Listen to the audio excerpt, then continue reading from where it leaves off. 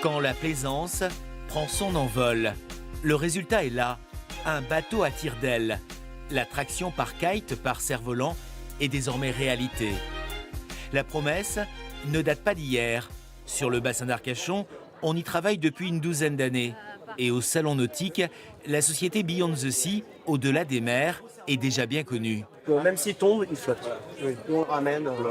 Le premier kite proposé est avant tout conçu comme un secours. On va apporter de la sécurité pour les bateaux moteurs qui peuvent avoir une panne moteur, surtout en monomoteur au large, et qui veulent être autonomes pour rentrer à un abri.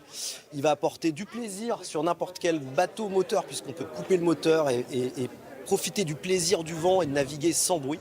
Mais la gamme ne se limite plus à la plaisance. La marine marchande peut aussi mettre les voiles, tout comme les bateaux de pêche. Exemple au large de l'île de la Réunion, où un imposant navire a récemment profité des bienfaits du vent, avec une voile de 100 mètres carrés. C'est ce dont rêvait Yves Parlier, l'ancien skipper, à l'origine du projet. Là, on a équipé un bateau de 60 mètres de long. Les pêcheurs étaient très contents. Sur les essais, on économisait 15% de gasoil. On allait 1,5 nœud plus vite.